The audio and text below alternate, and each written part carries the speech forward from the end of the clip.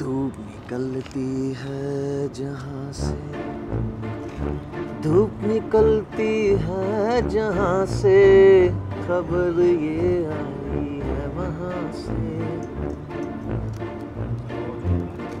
शौक है आपको गाने का ना? गाने का शौक तो नहीं है, गा लेते हैं। मतलब गा लेते हो, शौक है तभी तो गा लेते हो। गुनगुना लेते कभी कभी। हे भगवान, जोड़ों की दर्द से मुक्ति पाइए। मैं तो फिर चालू में जूते निकाल के इधर बैठ जाऊंगा ऊपर। हाँ बराबर है, कोई बात नहीं। मैं तो ऐसे बैठूंगा फिर।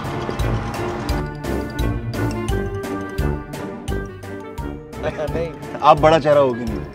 नहीं हम तो आम आदमी। कोई भाई गर्मी बहुत हो गई अभी। तब लोगों को बताया कि ये काम करने के लेवल पे पहुंचने से पहले क्या कुछ झेलना पड़ा। इसमें ये इंसिडेंट को भी हम शामिल कर लेंगे। अभी बहुत सारे કેમ છો? મજામાં? રિવરફ્રન્ટ ઈસ્ટમાં?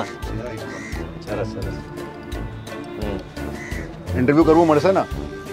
કરી શકે? इंटरव्यू ચાલે છે, વાંધો નથી ને? हाँ. क्या क्या ऐसा देखा होगा आपके अंदर अरविंद जी ने? कुछ महसूस होता है कि मेरे अंदर ये खासियत है? नहीं, मेरे अंदर तो कोई खासियत नहीं है। देखो मैं एक साधारण आदमी। एक्स्ट्रा हम्बल हो रहे हो। एक्स्ट्रा हम्बल होने की बात नहीं है, लेकिन नहीं है तो मैं क्या कहूँगा।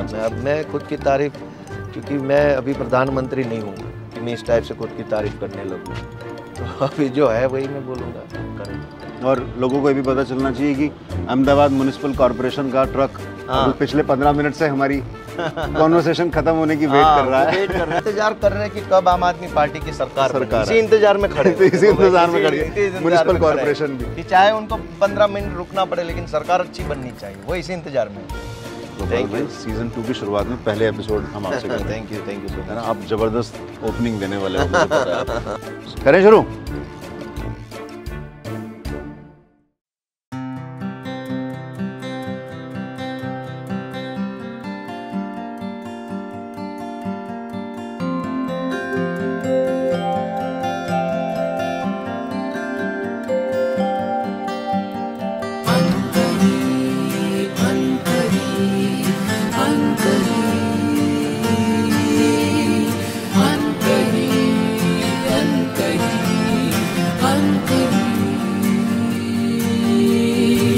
अनकही कहानी है एक सूरज के उजियार की, जो गर्दिश में भी रोशन हो उस एक अचल सितारे की, जो हर एक दिल में पलते थे वो दबे दबे अरमा कहीं, उनकी मुरझाई सूरत को इन हाथों ने दी जान।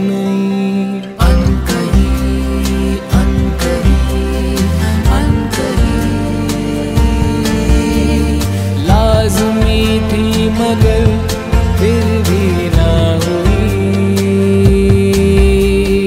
अनकही अनकही अनकही, गुफ्तगू अनसुनी अब वो हो रही।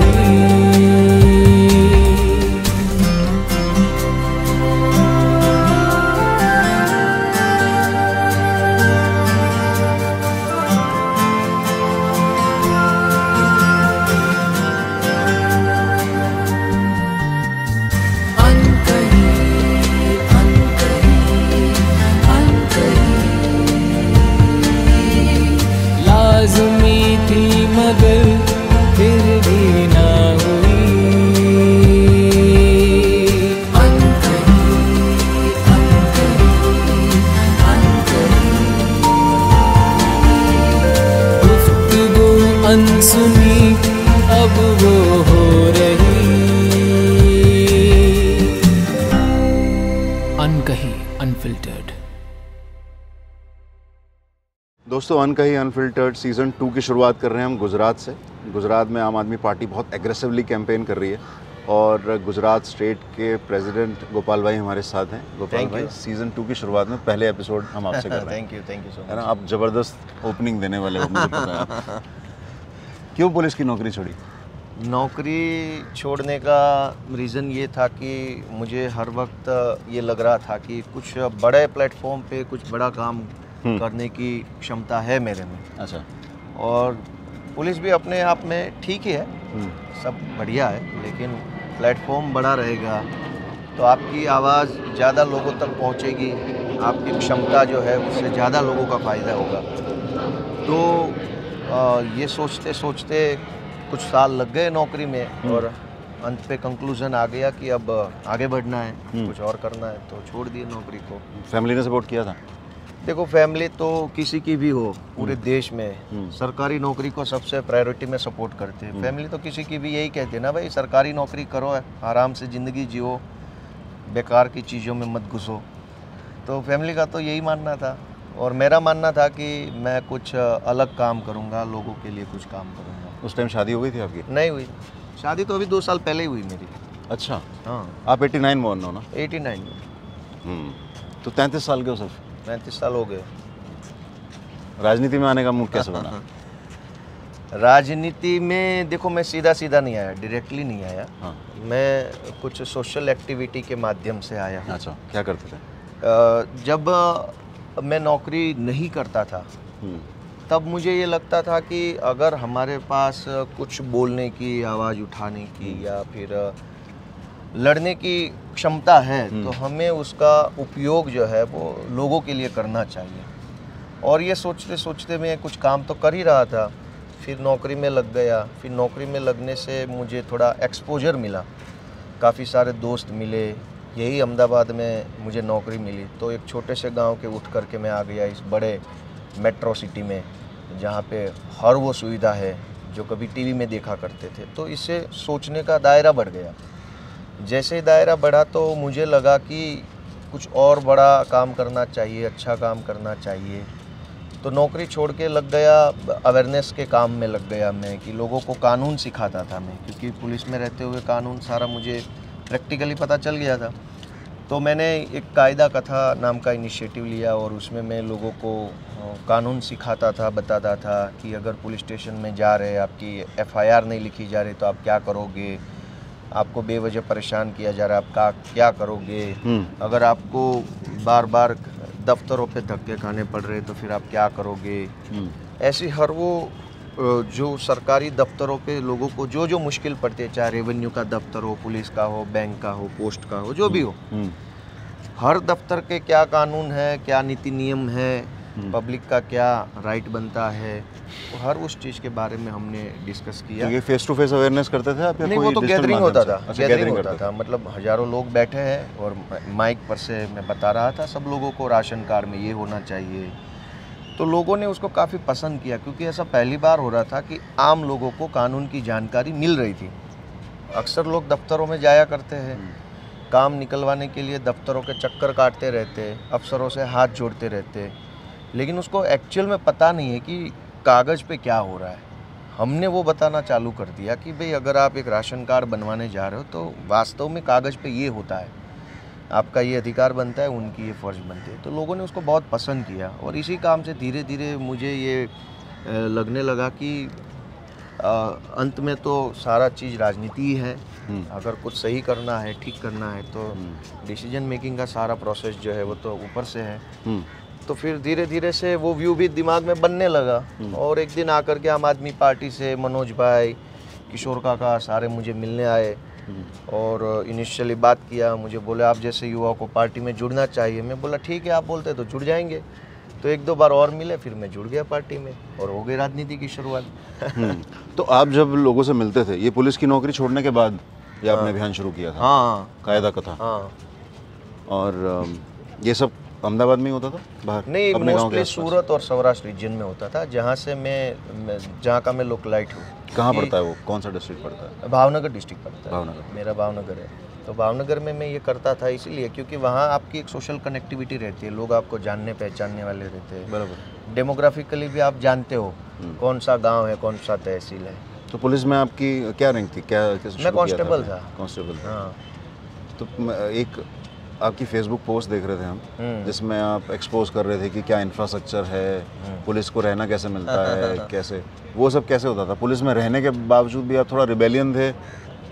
रिबेलियन तो देखो, अगर हमारे अधिकार के लिए हम रिबेल नहीं करेंगे तो फिर तो क्या फ़ायदा है पढ़े लिखे होने का। बिल्कुल ठीक बात है।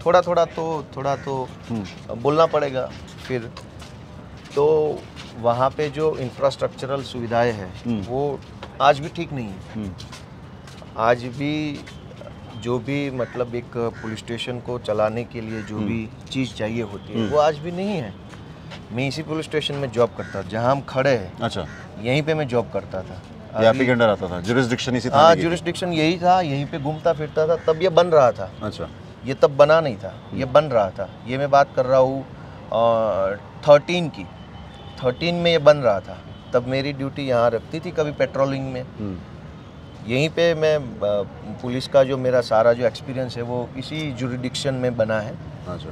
तो पुलिस में ये है ना कि इंफ्रास्ट्रक्चरल सुविधाएं, जैसे एक पुलिस स्टेशन का एक बिल्डिंग ठीक ठाक होना चाहिए, और पुलिस वाले जहाँ रहते हैं उसको, क्योंकि पुलिस की ड्यूटी ऐसी है कि आप किसी ज़िले से उठ के किसी और ज़िले में ड्यूटी कर रहे हो तो एकोमोडेशन मिलना चाहिए। तो वो नहीं है, तो हमने आवाज़ उठाई कि ये ठीक नहीं है। अगर आप सरकार आपसे काम लेती है और आप ढंग से काम लेना चाहते हैं तो ढंग से सुविधा भी देनी चाहिए आपको।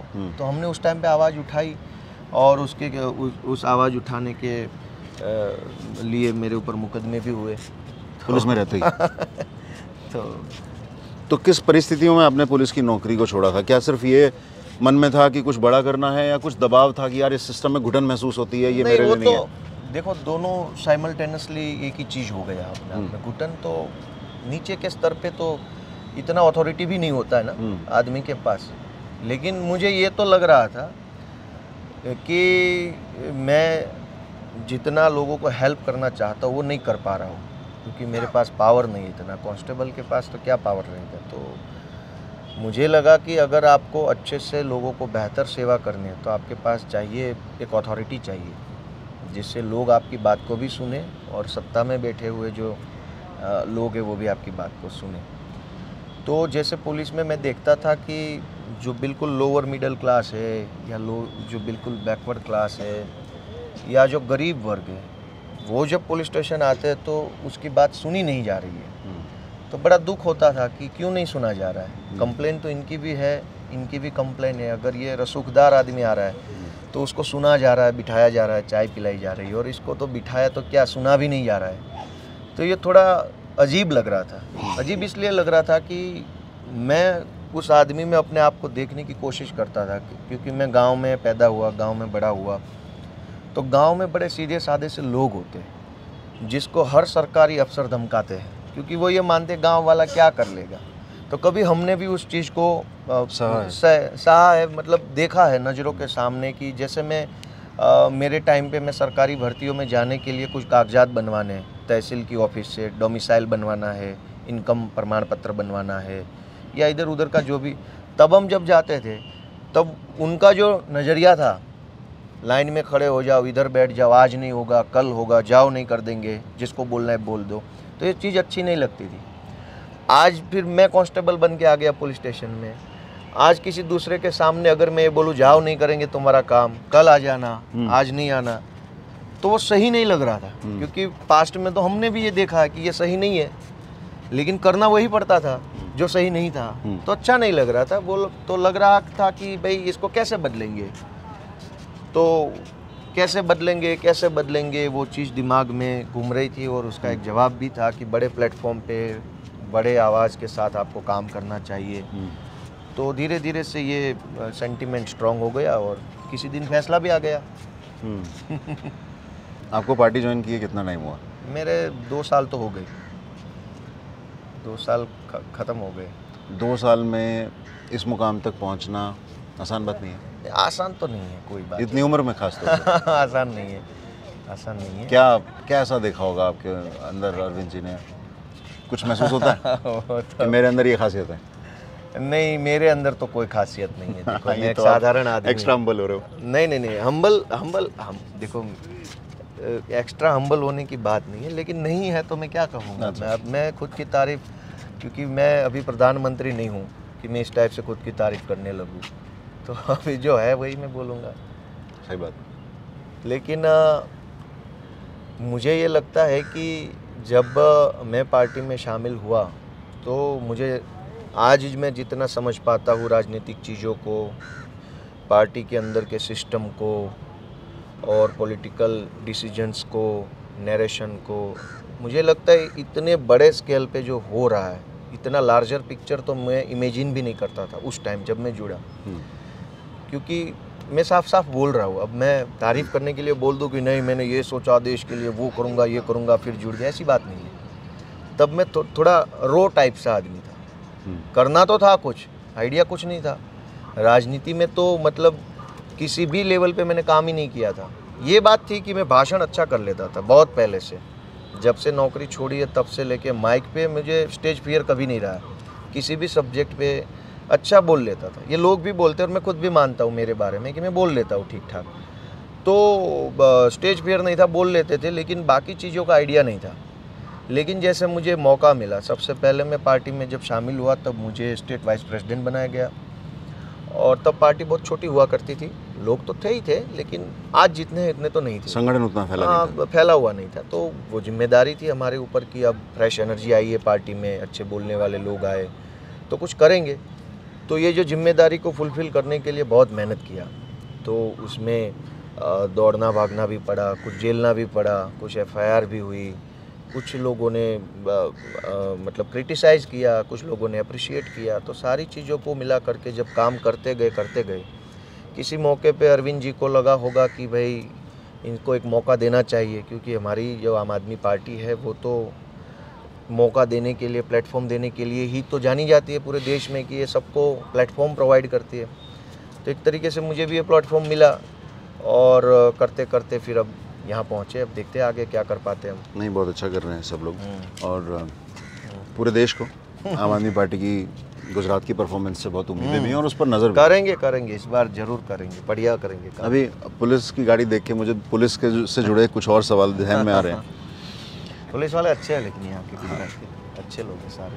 अभी बहुत सारे કેમ છો? મજામાં? રિવરફ્રન્ટ ઈસ્ટમાં? अच्छा સરસ। ઇન્ટરવ્યૂ કરવું મળશે ને? કરી શકે? ઇન્ટરવ્યૂ ચાલે છે, વાંધો નથી ને? હા, પરમિશન લેવું પડે ને પોલીસ મળી જાય તો? અહીંયા જતો માધુપુરામાં, એ વખતે ઈસ્ટ નહોતું બન્યું। हाँ। तो मैं इधर आ गया, चलेगा ना? चलेगा, ठीक है। तो पूछना पड़ता है बीच बीच में, क्योंकि अपने को कोई जर्नलिज्म की नॉलेज तो है नहीं, जर्नलिज्म कर ही नहीं रहे ना हम, तो बात कर ही नहीं रहे। तो पर थोड़ा सा बाद में डांट पड़ सकती है कभी भी कि अरे ऐसा नहीं करना था, वैसा करना था। अभी देखा ना, मेरी शर्ट मुड़ी थी तो सीधी करी उसने आके। सही बात। तो अपने को ख्याल नहीं रहता। खैर, तो हाँ, तो पुलिस में आपको क्या लगता है कि पुलिस रिफॉर्म्स की बहुत सालों से चर्चा होती रही है, जुडिशियल रिफॉर्म्स की बात होती रही है, प्रिजन रिफॉर्म्स की बात होती रही है। पुलिस रिफॉर्म में क्या ऐसी चीज़ें हैं जो आपको लगता है कि बहुत इंपॉर्टेंट है, जो होनी चाहिए? क्योंकि आप पुलिस में रह के आए हो और बुलंद आवाज़ थे पुलिस के। पुलिस वाले प्यार करते हैं आपसे। हाँ, पुलिस वाले तो बहुत इज्जत करते हैं, क्योंकि वो अपना भाई समझते हैं मुझे। मैं डिपार्टमेंट से रहा हूँ तो पुलिस में ना, जब कोई आदमी पुलिस का जॉब छोड़ के कहीं भी जाता है तो पुलिस वाले खुश होते हैं कि एक छूट गया। छूट गया मतलब इस बंधन से छूट गया। इस बंधन से छूट गया। हम तो नहीं निकल पाए, तुम निकल गए। ये जो नौकरी है ना, अच्छा, आम तौर पे बोझ जैसी लगती है सारे पुलिस वालों को। लेकिन ये है कि जैसे रिफॉर्म्स की बात हो रही है, सुप्रीम कोर्ट ने मेरे ख्याल से 2006 में डायरेक्शंस दिए थे। किसी एक केस में किसी पूर्व DGP ने पिटीशन लगाई थी रिफॉर्म्स के बारे में, फिर सुप्रीम कोर्ट ने गाइडेंस दिया और 10 निर्देश दिए रिफॉर्म्स को लेकर के। उसमें काफ़ी अच्छी बात कही गई थी कि हर पुलिस को एक प्रोटेक्टेड टेन्योर देना चाहिए, ताकि वो जैसे पॉलिटिशियंस होते, कल तेरी ट्रांसफ़र करवा दूंगा, इधर ट्रांसफ़र करवा दूंगा, उससे उसको एक साइकोलॉजिकल डर रहता है। ठीक बात है। तो वो बिना डर के, बिना दबाव के प्रोटेक्टेड टेन्योर में काम कर सके। उसको पता है कि 2 साल तक कहीं भी ट्रांसफ़र होने वाला नहीं है, तब जाके वो थोड़ा आराम से काम कर पाएगा। अदरवाइज़ वो लोकल नेता के दबाव में आके काम करेगा, अगर वो उसको नहीं मानेगा तो ट्रांसफ़र हो जाएगी कहीं दूर दराज।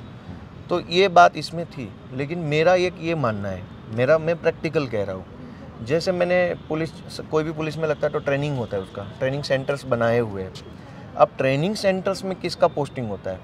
जिसको पनिशमेंट मिलती है, जो पुलिस स्टेशन में तैनात है, जनरल ड्यूटी पे तैनात है, अच्छे खासे पोस्टिंग में, लेकिन कहीं पे कोई चीज़ हो गई और जिसको पनिशमेंट मिल रहा है उसको ट्रेनिंग सेंटर पे भेजा जा रहा है। अब आप समझिए कि जैसे एक रो आदमी आता है ट्रेनिंग लेने के लिए, उसके अंदर कुछ भावनाएं हैं, जज्बा है, कुछ करना है, अच्छा काम करना है, ऐसा ख्याल लेके वो ट्रेनिंग सेंटर में आता है। उसको ट्रेन कौन कर रहा है? जिसको पनिशमेंट मिला है। इससे क्या होता है कि आदमी अपने मन से, लगन से ट्रेन नहीं करता है, वो अपनी मजबूरी से ट्रेन करता है, क्योंकि उसको ट्रेनिंग सेंटर में नहीं रहना है, उसको थाने में रहना है। थाने में क्यों रहना है? क्योंकि वहाँ सारा करप्शन भी होता है। बोल रहा हूँ, तो क्यों माना जाता है कि ट्रेनिंग सेंटर एक पनिशमेंट पोस्टिंग है? ट्रेनिंग सेंटर में कुछ होता नहीं है ना, मिलता नहीं है कोई पब्लिकली वही मसला है ना। हाँ, तो आदमी जब थाने पे तैनात रहता है तो काफ़ी सारी ऐसी मैटर्स आती है, काफ़ी सारे ऐसे लोग आते हैं जिसमें उल्टा सीधा हर कुछ होता है, और थोड़ा प्रिविलेज भी मिलता है। जब आप SHO होते हैं तो लोग आपको मानते हैं, लेकिन जैसे आपका ट्रांसफ़र ट्रेनिंग सेंटर में हो गया, फिर लोगों का तो कोई लेना देना नहीं है। तो ये होता है कि जब आप अपनी मर्जी से ट्रेनिंग दे ही नहीं रहे हो, आप पनिशमेंट में आए हो, तो आपके सर पे पनिशमेंट का बोझ है। आपको लग रहा है कैसे करके मैं भाग जाऊँ, थाने में पोस्टिंग करवा लूँ, इस नेता की सिफारिश लगाऊँ, उस नेता की लगाऊँ, इस अफसर की लगाऊँ। तो आपका ध्यान जो है ना, एक रो आदमी को अच्छा पुलिस वाला बनाने में नहीं होता। आपका ध्यान इस चीज़ में रहता है कि यहाँ से छूट के मैं कैसे वापस थाने में चला जाऊँ, या क्राइम ब्रांच में, या इधर उधर अच्छे पोस्टिंग में चला जाऊँ। तो जो ट्रेनिंग होती है वो ढंग से नहीं होती है। तो रो आदमी आया, उसको कोई चीज़ मालूम नहीं है। जैसे मैं था, जब मैं जिस दिन पुलिस में मेरा अपॉइंटमेंट लेटर आया, मैं यहीं अहमदाबाद में हाजिर हुआ, पहले दिन इतना मतलब प्राउड हो रहा था, गूज़बम्प हो रहे थे, ऐसा लग रहा था कि कुछ कर दिया जीवन में अच्छा सा काम, अब ये करेंगे वो करेंगे। जैसे ट्रेनिंग सेंटर में गए तो हर वो चीज़ सिखाई जा रही थी जिससे हम पब्लिक को डील कर सकें, ना कि उसको सर्व कर सकें।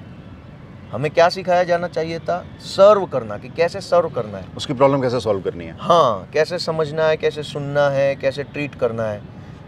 लेकिन क्या सिखाया गया? कैसे डील करना है, कैसे इसको हटा देना है, कैसे भगा देना है, कैसे उसको अनसुना करना है।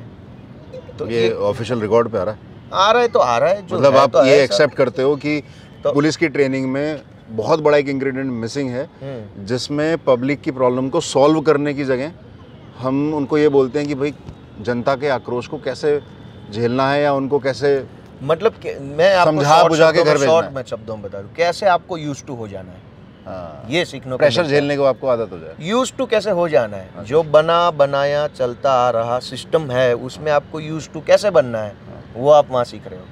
आपको क्या बनना था वहाँ जाके? आपको एक अच्छा सिपाही बनना था, दमदार सिपाही बनना था, जो डेडिकेटेड टू ड्यूटी हो, डेडिकेटेड टू ड्यूटी वाला एक सिपाही बनना था।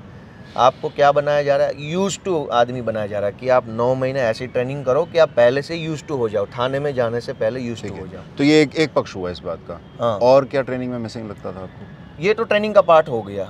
ट्रेनिंग में मेरे ख्याल से मैंने जो बताया कि ऐसा आदमी आना चाहिए जो अंदर से विलिंग हो कि मैं ट्रेन करूंगा, अच्छे खासे विचार दूंगा लोगों को। ठीक है। दूसरा चीज़ है कि जैसे पुलिस स्टेशन में जो एक हायरार्किकल सिस्टम है, वो बड़ा सा मतलब ऑटोक्रेटिक सिस्टम टाइप का समझ लीजिए, कि जो ऊपर आदमी बैठा है वो उसको लगता है वो बहुत पावरफुल है, कोई क्वेश्चन नहीं कर सकता, कोई क्वेश्चन नहीं कर सकता, इसके ऊपर कोई नहीं कर सकता, इसके ऊपर कोई नहीं कर सकता। तो इससे क्या होता है ना कि एक ऑर्डर तो मेंटेन होता है, लेकिन एक भावनाएं नहीं बनती हैं। जब संगठन के अंदर आपस में जुड़ने की भावना नहीं होती तो संगठन ठीक से काम नहीं करता।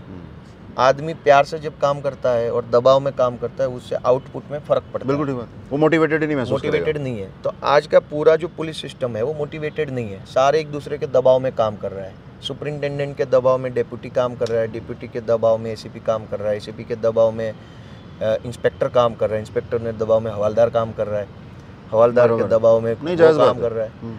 तो एक संगठन के अंदर एक भावनात्मक जुड़ाव की कमी है, ये होना चाहिए। पर ये प्रैक्टिकली पॉसिबल है आपके हिसाब है ना? पॉसिबल है, कैसे नहीं है। जैसे मान साहब ने एक अच्छा इनिशिएटिव पंजाब में लिया। उन्होंने आम आदमी पार्टी की सरकार बनते ही कहा कि हर पुलिस वाले का बर्थडे सेलिब्रेट किया जाएगा पुलिस थाने के अंदर। बहुत बड़ी बात है, खूबसूरत बात है इनफैक्ट। हाँ, जैसे मैं एक कांस्टेबल हूँ तो मैं SHO के सामने मतलब जाने में भी डरता हूँ। सिस्टम तो यही बना हुआ है कि आप SHO हो, मैं कांस्टेबल हूँ, मैं आपके चैम्बर में आने से पहले 10 बार सोच रहा हूँ मैं आऊँ ना आऊँ।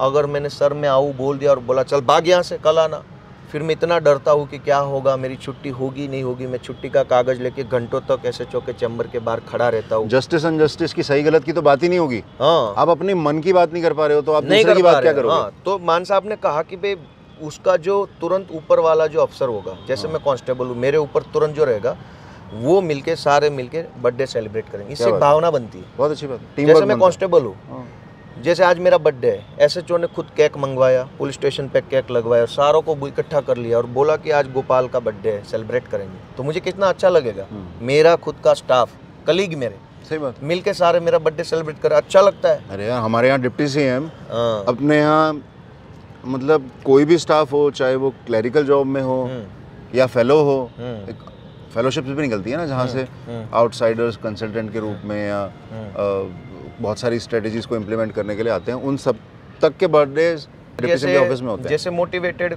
स्टाफ को मोटिवेटेड रखने के लिए एक और तरीका है, किसी भी पुलिस कर्मचारी की एनिवर्सरी है तो उसको एक छुट्टी दिया जाए 2 दिन का सरकार की ओर से, कि जा भाई तू अपने परिवार के साथ 2 दिन घूम ले और तेरा सैलरी भी रहेगा। ये गुजरात में सरकार आ गई तो सब करना पड़ेगा आपको, जो आप कह रहे हो। ये तो जरूरी है, करना पड़ेगा। क्या मतलब, ये जरूरी है। आदमी अगर 24 घंटे में से 12 घंटे पुलिस की ड्यूटी में रहते हुए जनता को अपना टाइम दे रहा है, तो साल में एक बार अगर 2 दिन वो अपने फैमिली के साथ। मैं तो एग्री हूँ, मैं आपको सिर्फ याद दिला रहा हूँ। मैं खुद भी एग्री हूँ, करेंगे। इसी काम को करने के लिए तो आए हैं यहाँ। बहुत बढ़िया। अगर ये काम नहीं करना है तो फिर तो जो सरकार चल रही वही ठीक है, वही सही है। ठीक है, हमें यही तो करना है। हमें 2 काम करना है, एक तो कि क्या इनोवेटिव हो सकता है, क्या कंस्ट्रक्टिव हो सकता है, क्या प्रोडक्टिव हो सकता है, वो सोचना है, पूरी दुनिया से खोज के लाना है। फिर उसको एग्जीक्यूट कैसे किया जाएगा, उस रास्ते को, उस तरीके को सोचना है, समझना है और पावर में आते ही उसको लागू करना है। हमें यही तो काम करना है राजनीति। सही बात है। तो पुलिस की ट्रेनिंग की क्योंकि हम बात कर रहे थे, वहाँ मेरे जहन में एक और चीज़ आई थी, क्योंकि हम भी दिल्ली में काम करते हैं, कुछ एक्ट्स पे हम भी काम करते हैं, जैसे एक्ट पे काम करते हैं, पॉक्सो पे काम करते हैं, NDPS पे काम करते हैं। तो अभी तक मुझे लगातार और हर हफ्ते कहीं ना कहीं एक आध फ़ोन आ जाता है अलग अलग थानों से, क्राइम ब्रांच से खास तौर से, बहुत ही बेसिक जानकारी जुटाने के लिए NDPS के लिए, कि मान लीजिए मुझे बिप्रीनॉर्फिन मिली है जी, अब ये NDPS में आएगी कि नहीं आएगी, या मॉर्फिन मिली है, ये NDPS में आएगी कि नहीं आएगी। समझने का मकसद मेरा ये है आपसे, क्योंकि आपने पुलिस में रहे हो, कि क्या वहाँ पे जो पब्लिक प्रोसिक्यूटर्स हैं, क्या वो भी इस मामले में, उनकी तो पनिशमेंट पोस्टिंग नहीं है ना, they have chosen to do that job, तो वो क्या, वो भी ट्रेनिंग नहीं मिलती क्या, कि कानून के बेसिक्स भी पुलिस को दूसरों से पूछने पड़ते हैं?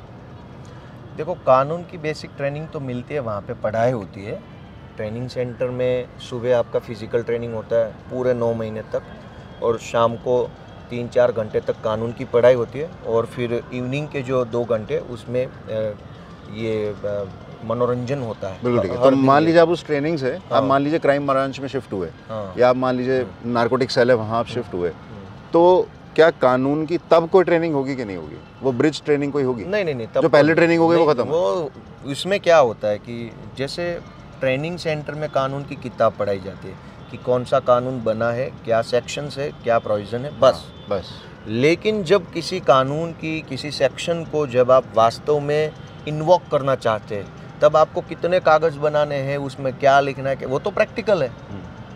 क्योंकि जैसे इंडियन पिनल कोड है, 500 से ज़्यादा धारा है, हर धारा को लागू करने के लिए अलग कागज़ बनता है। अब 9 महीने में आप एक ही कानून की अगर 500 धाराओं को क्रियान्वित करने के लिए अब सीखोगे तो फिर तो कोई लगेगा नहीं। CRPC में इतनी, एविडेंस एक्ट में इतनी है, NDPS में है, गैम्बलिंग एक्ट में इतने, हर एक्ट की हर धारा को आप कैसे लागू करेंगे? सही बात। तो वो तो प्रैक्टिकल नॉलेज है। आपको एक बेसिक सा आइडिया लेना है कि क्या कानून है, कैसे बना है, कानून का क्या प्रावधान है, इन्वोक कैसे करते हैं कानून को, और कानून किस तरीके से आगे बढ़ता है, और कानून का प्रोसेस कैसा है, from the registration of FIR to chargesheet, from the initiation of the court matter to the judgement. तो ये पूरा प्रोसेस कैसे चलता है, उसका एक लार्जर पिक्चर आपको समझने में मिलता है। बाकी तो प्रैक्टिकल है सारा। आपके पास वो विलिंग आदमी भी तो चाहिए कि जिसको ये सीखना है, थोड़ा वो माइंडसेट भी। सारा ऐसा नहीं है सिस्टम खराब है, कभी इधर की बात नहीं, दोनों बात है कि जैसे 100 आदमी रिक्रूट हुए, 100 में से ऐसे कितने लोग हो गए जो ये चाहते हैं कि मुझे कानून को अच्छी तरीके से पढ़ना है या मुझे जनता को सर्व करना है। हाँ, बहुत कम है। सब तो ये चाहते हैं कि जैसे ड्यूटी लगेगी अच्छा पोस्टिंग मिल जाएगा, फिर शुरू से ही चालू हो जाएंगे।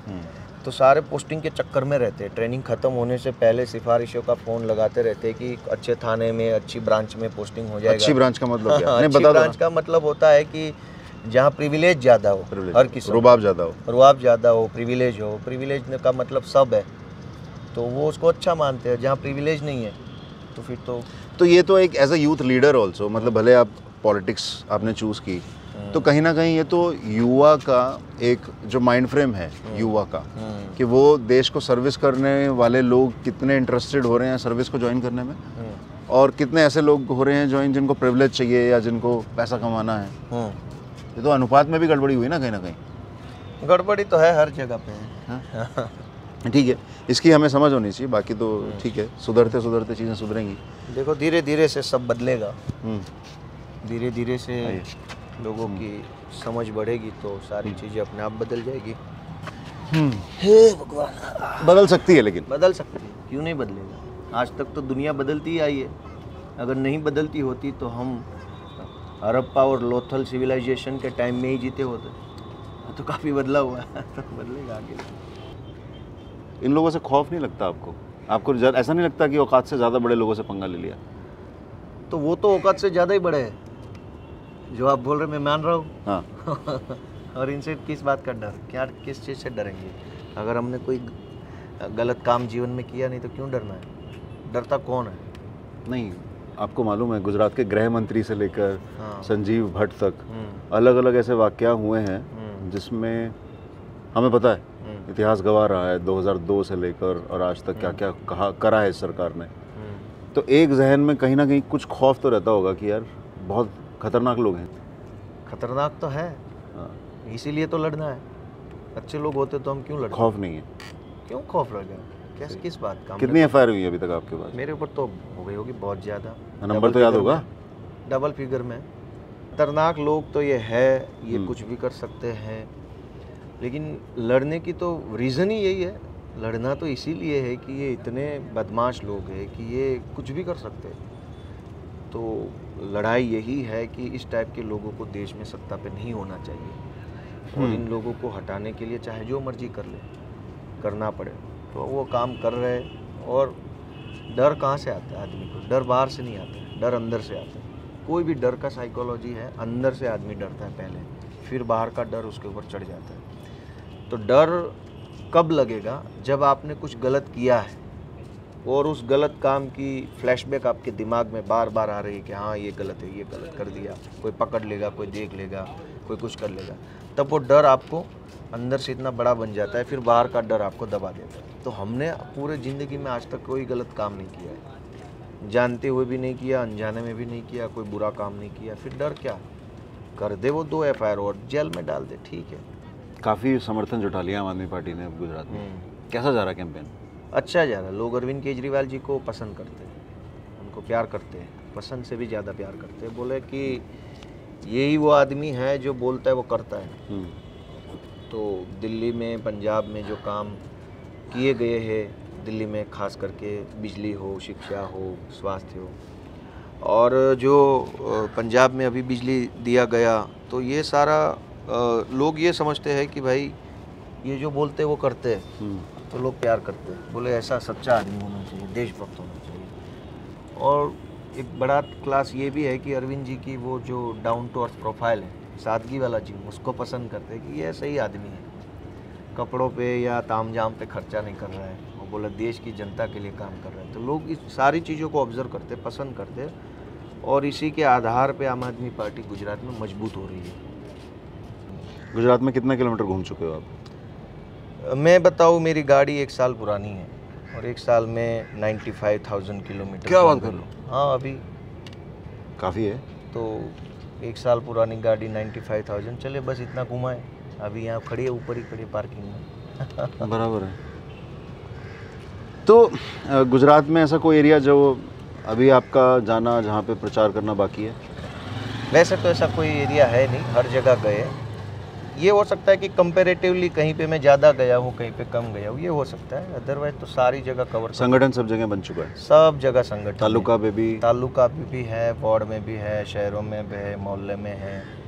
कहीं ज़्यादा संख्या है, कहीं कम है, कहीं ज़्यादा एक्टिव है, कहीं कम एक्टिव है, ये सब अलग अलग है। अदरवाइज है तो सब जगह। तो गुजरात की हर विधानसभा में, हर वार्ड पे, हर बूथ हर पे, जगह पे हर बूथ पे हमारा आदमी बैठा हर है। बूथ पे आदमी है। बहुत बढ़िया। लोग प्यार से सामने से आते हैं, बोलते काम करना है मैं आम आदमी पार्टी के लिए। तो अरविंद जी के लिए, आम आदमी पार्टी के लिए प्यार ज़्यादा है या भाजपा के अगेंस्ट में गुस्सा ज़्यादा है?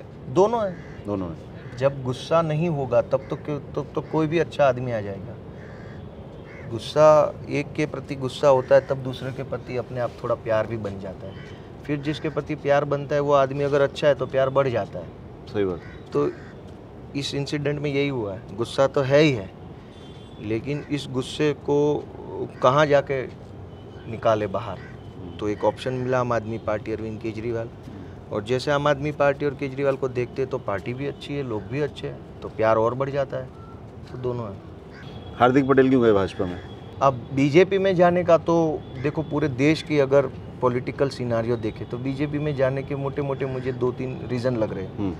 एक तो आदमी पैसा लेके जाता है, एक आदमी डर के मारे जाता है, ईडी से, पुलिस से, कोर्ट से, सीबीआई से डरता है तो बीजेपी में जाता है।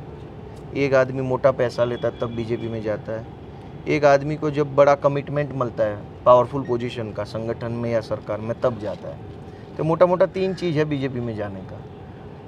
और तो कोई अभी तक तो दिखने में नहीं आया कि किसी ने मतलब अच्छा खासा सरकारी नौकरी छोड़ करके बिल्कुल अच्छा काम करने के लिए बीजेपी में, ऐसा तो कोई मुझे तो उदाहरण नहीं दिख रहा है। पाटीदार आंदोलन हुआ बहुत बड़ा, आप पाटीदार समाज से आते हो, क्या शक्ल दी उसने गुजरात की राजनीति को? ये अच्छी बात है, ये अच्छी बात है। देखो, किसी भी आंदोलन का अंत जो है, उस अंत के विषय में बहस हो सकती है कि ये अच्छा किया, ये बुरा किया, ये होना था, वो होना था। लेकिन अगर मैं सोचूं कि इस आंदोलन से क्या मिला, मुझे लग रहा है कि एक बड़े स्केल पे राजनीति के बारे में सोचने की जो एक परंपरा थी उसमें बदलाव आया। आज गुजरात के हर समाज में युवाओं को सोचने का एक बड़ा प्लेटफॉर्म मिला है। पहले एक टिपिकल राजनीति चलती थी, हर समाज में जो एस्टेब्लिश लोग हुआ करते थे समाज के, वही डिफ़ॉल्ट रूप से नेता हुआ करते थे। हर समाज का यही दिक्कत था कि उस जाति का जो पैसे वाला आदमी है या जो दबंग आदमी, उसी जाति से वो डिफ़ॉल्ट रूप से पार्टी को रिप्रेजेंट करता था या पॉलिटिकल रिप्रेजेंट करता था अपने समाज को। मतलब कि जो लीडरशिप का बनने का जो प्रोसेस था वो नहीं था, कहीं पे लीडरशिप बनने का प्रोसेस नहीं था। तो समाज एक तरीके से देखिए स्थिर था, मतलब स्टेबल था। इसमें से कोई नया आदमी उभर के बाहर नहीं आ रहा था। जो है वो चलते जाते थे और उसके मर जाने के बाद उसके बेटे बेटियां, उसके बहू दामाद लग जाते थे। तो ये सिनारियो काफ़ी साल तक चला। लेकिन जैसे पाटीदार आंदोलन हुआ, हार्दिक पटेल उस समय 22 साल के हुआ करते थे और उसके इर्द गिर्द रहने वाले हम जैसे सारे जो युवा थे वही उसी उम्र के थे, 30 आसपास के, 25, 30, 28 के थे। तो पाटीदार आंदोलन के बाद से पूरे प्रदेश में एक चीज़ हुआ कि सारे जो यूथ हैं उनके अंदर एक लीडरशिप की जो अंदर क्वालिटी जो थी वो कहीं ना कहीं बाहर आने लगी, धीरे निखर के बाहर आने लगी। कोई सोशल मीडिया में बोलने लगा तो लोग उसको सुनने लगे। कोई जाके अपने समाज के फंक्शन में बोलने लगा, लोग उसको सुनने लगे। कोई किस तरीके से, कोई इस तरीके से एक्टिव हो गए। काफ़ी सारे इतने यूथ अभी तो बहुत से टीवी में आने लगे हैं, सोशल मीडिया में भी वेल नोन हो गए। काफ़ी सारे ऐसे यूथ हैं जो खुल करके बाहर आ गए। तो एक तरीके से हम ये समझे कि इस पूरे आंदोलन से लीडरशिप मेकिंग का एक प्लेटफॉर्म बना या एक साइकोलॉजी बना है, जिसमें अब मुझे मान लीजिए आंदोलन नहीं होता तो मैं कहाँ होता, नौकरी कर रहा होता। तो इस देश में लीडरशिप को बनाने का कोई सिस्टम आज की तारीख में नहीं था, ना समाज के अंदर था, ना राजनीति के अंदर था, ना स्कूल में है। कहीं लीडर कैसे बनेगा, किस तरीके से बनेगा, ऐसी कोई व्यवस्था ही नहीं थी, ऐसा कोई इकोसिस्टम नहीं है। इकोसिस्टम तो आंदोलन से ये बना। आंदोलन से काफ़ी सारे लोग, जिग्नेश क्या है आंदोलन से बने हैं, मैं क्या हूँ आंदोलन से बना हूँ, और भी काफ़ी छोटे मोटे लोग हैं जो आंदोलन से बने हैं।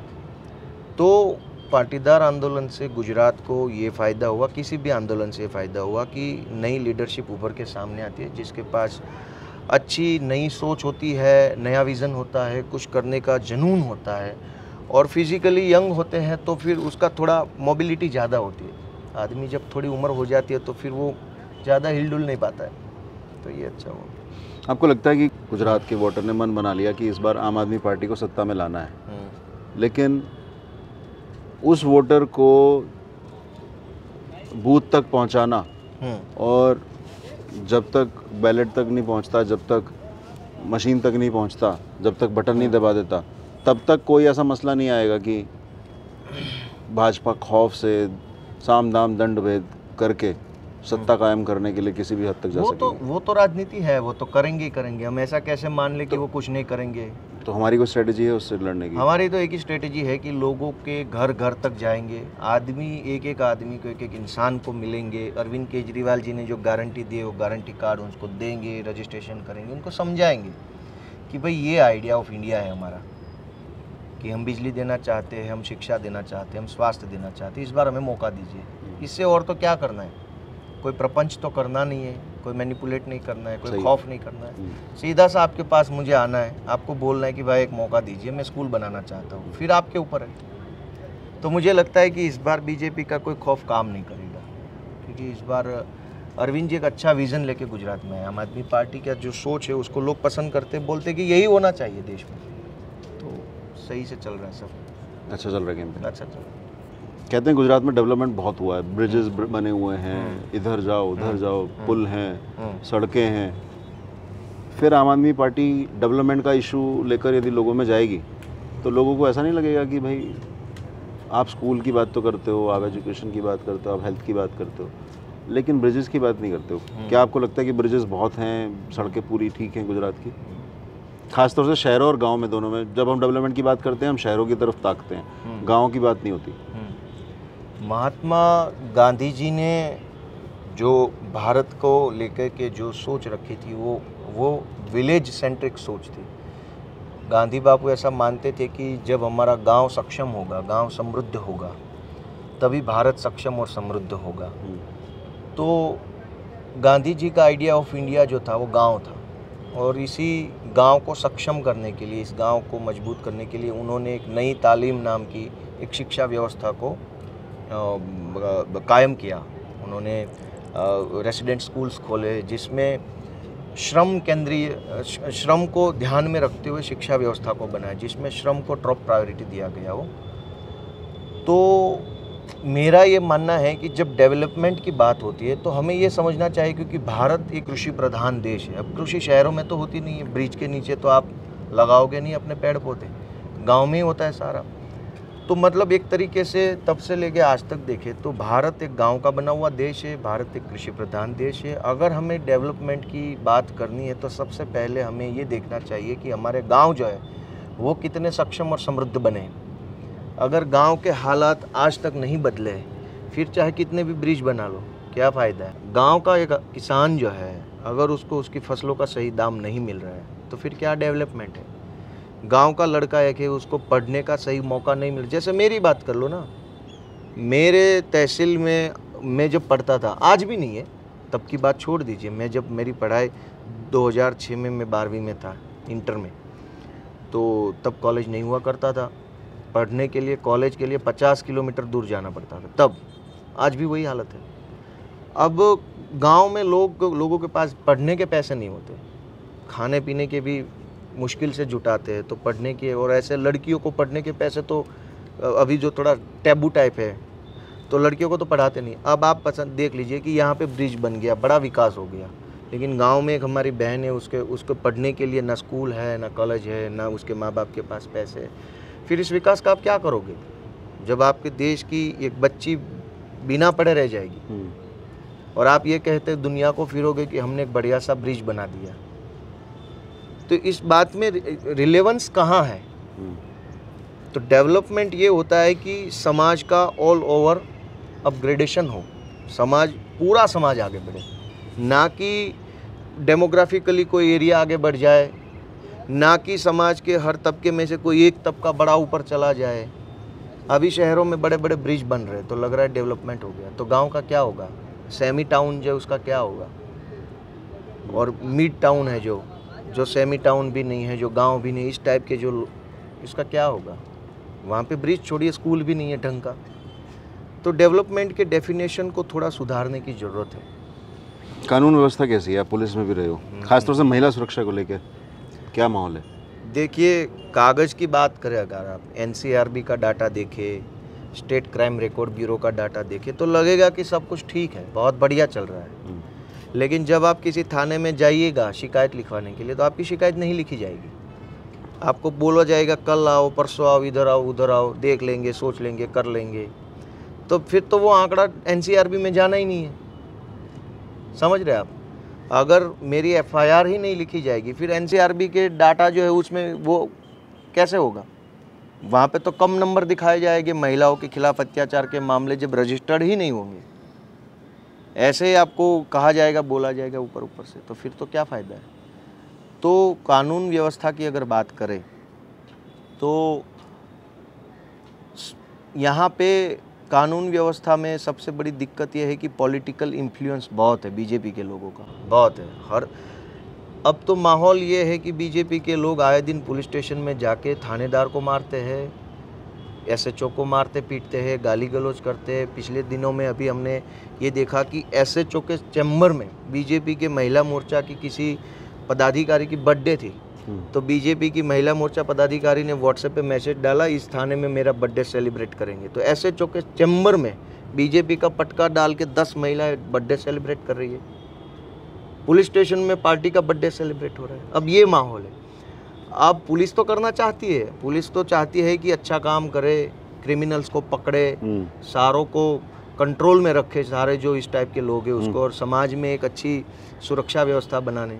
लेकिन पुलिस के काम में बीजेपी के लोग ही इतने अड़चन डाल रहे हैं। पिछले दिनों में बड़ौदा में देखा कि एक आदमी को पुलिस ने पकड़ के पुलिस स्टेशन ले जाए गए, तो बीजेपी के जो काउंसिलर है वहाँ के नगर निगम का, वो थाने में जाके हंगामा किया बड़ा। पुलिस का पकड़ लिया, शर्ट पकड़ लिया, बोले साले तेरा ये कर दूंगा, वो कर दूंगा। अभी 2 दिन पहले इस अहमदाबाद में बीजेपी के, आज उसके खिलाफ एफआईआर भी हो गई। 2 दिन पहले अहमदाबाद के एक काउंसिलर ने जाके वो अस्पताल में हंगामा कर दिया और ज़बरदस्ती एक महिला अधिकारी का मुंह पकड़ के उसमें ज़बरदस्ती पानी डाल दिया। 2 दिन पहले की अहमदाबाद की बात है, आज एफआईआर हुई। महिला अधिकारी का मुंह पकड़ लिया बीजेपी के काउंसिलर ने और ज़बरदस्ती पानी डाल दिया। बदमाशी, मतलब कानून व्यवस्था जो है इसको एक तरीके से आप समझ लीजिए कि ओवरटेक कर लिया है बीजेपी के लोग। गुंडागर्दी, बिल्कुल गुंडागर्दी। हर जगह जाओ आप, पुलिस को मारते पीटते, गालियाँ देते, तेरा ये कर दूंगा, ट्रांसफ़र करवा दूंगा इधर उधर। ओपनली बोल रहे, ओपनली कर रहे सारा। तो गुंडागर्दी तो आप तक भी पहुंचेगी। मनोज भाई को पीछे चोट लगी, आज तो पहुंचेगी ना। तो हम तो देखो आए ही यहाँ पे संघर्ष करने के लिए, तैयार हैं आप उसमें? तैयार थे तभी तो आए, है क्या? हम तो थे तभी तो पार्टी से शामिल हुए, जुड़ रहे, काम कर रहे। बिना लड़े भी तो हम देखो, संघर्ष तो तब भी रहता है। तो आम आदमी पार्टी जो दावा करती है राजनीति बदलने का, राजनीति सिर्फ पावर में आने के बाद नहीं बदली जाती। राजनीति संगठन के लेवल पे भी बहुत सारा काम होता है, राजनीतिक गतिविधियां बहुत सारी होती हैं। आप ईमानदारी से बताओ, भूलो कि आप कैमरे में हो, मुझसे बात कर रहे हो, ईमानदारी से कि आम आदमी पार्टी में क्या आपको लगता है राजनीति डिफरेंट है? राजनीति को अरविंद जी ने जब ये पार्टी बनाई तब ये कहा गया था कि राजनीति को बदलने के लिए आए हैं, राजनीति करने के लिए नहीं आए हैं। तो तब तो सिर्फ एक वाकया था, लोगों को कैसे यकीन होता कि वाकई में बदलाव होगा नहीं होगा। या तो एक होप थी, एक उम्मीद थी कि हाँ ठीक है, चलो कोशिश करते बदलने की। अरविंद जी को एक भरोसा था, उनको पता था कि उनको क्या करना है। लेकिन आज 10 साल के बाद अगर हम बैठ के देखते तो बदलाव तो दिखता है। जैसे पहले के पॉलिटिकल सिनारियो में अगर हम देखें तो किसी भी पार्टी के राजनेता कोई अच्छी चीज़ देखने के लिए विदेश जाया करते थे। बोले कि अमेरिका गए ये देखने के लिए, स्विट्ज़रलैंड गए ये देखने के लिए, वो देखने के लिए, देख के घूम के फिर के वापस भी आ जाते थे, करते कुछ नहीं थे। लेकिन अब राजनीति बदल गई है। अब देश के किसी भी कोने से राजनेता उठ करके दिल्ली के स्कूल देखने जाता है। मतलब अब आप अच्छी चीज़ देखने के लिए विदेश नहीं जाना पड़ता है, आपको अपने ही देश में मिल रही है देखने के लिए, समझने के लिए, सोचने के लिए। तो ये एक तरीके का बदलाव ही है। आप अगर दिल्ली के किसी भी स्टेट के सीएम साहब अगर दिल्ली के स्कूल देखने जाते हैं तो ये बदलाव है। दूसरी बात कि पहले ये हुआ करता था कि किसी दो पार्टी के नेता तब ही एक प्लेटफॉर्म पे साथ दिखते थे जब दोनों का राजनीतिक गठबंधन होता था चुनाव से पहले, तब भी दोनों एक साथ एक फ्रेम में दिखेंगे। क्या बढ़िया बात बताइए। अदरवाइज कभी आप दो नेता को साथ में नहीं देखेंगे। राजनीति में ये बदलाव आया है कि स्टालिन साहब जो है वो केजरीवाल जी के साथ दिख रहे हैं, ये तेलंगाना के सीएम साहब केसीआर साहब जो है वो केजरीवाल जी के साथ दिख रहे हैं, केजरीवाल जी जो है वो किसी और स्टेट के शिक्षा मंत्री के साथ दिख रहे हैं, किसी और स्टेट के शिक्षा मंत्री मनीष जी के साथ दिख रहे हैं। किस मुद्दे पे दिख रहे हैं? स्कूल के मुद्दे पे दिख रहे हैं, राजनीति के मुद्दे पे नहीं दिख रहे कि चलो इन दोनों पार्टियों का गठबंधन हो गया, चुनाव साथ में लड़ रहे, दोनों साथ में मिल के स्टेटमेंट करते हैं। ये नहीं है। अब ये है कि महाराष्ट्र का शिक्षा मंत्री दिल्ली जा कर के मनीष जी के साथ बैठ के शिक्षा की बात करता है। इससे बड़ा, इससे क्रांतिकारी बदलाव क्या हो सकता है? बिना गठबंधन के, बिना राजनीति के दो नेता अगर मिल रहे हैं तो मुझे लगता है कि ये देश में बहुत बड़ा बदलाव है। और भी काफ़ी चीज़ें हैं जिसको हम कह सकते हैं कि ये बड़ा बदलाव है, जिसमें एक ये है कि सरकार जब बनती है तब सब लोग किस मुद्दे पे सरकार बनाते हैं वो किसी को पता नहीं होता है। चुनाव के ठीक पहले इधर उधर के सेंटिमेंटल मुद्दे आ जाते हैं, लोग भावनाओं में बह जाते हैं, आधे इधर चले जाते हैं, आधे इधर चले जाते हैं, चुनाव ख़त्म हो जाता है, फिर लोग लग जाते हैं वही अपनी रोज़मर्रा की ज़िंदगी में, और नेता जो है 5 साल तक सेंटिमेंट पे सरकार चलाते हैं। अब उस चीज़ में बदलाव है। अब लोग बोल रहे हैं कि शिक्षा के नाम पे वोट करेंगे, स्वास्थ्य के नाम पे वोट करेंगे, हमने जो टैक्स दिया है उस टैक्स का हम पूरा सुविधाएं लेंगे। ये बदलाव है। देश में इतने साल चले गए, कभी जन सुविधाओं के नाम पे सरकार बनाई नहीं गई। ये बात अलग है कि हर सरकार ने कुछ न कुछ तो काम किया है, हम ये नहीं कह सकते कि कुछ नहीं हुआ, कुछ न कुछ हुआ है, छोटा मोटा हर सरकार ने किया है, लेकिन प्रायोरिटी बेस पे नहीं हुआ है।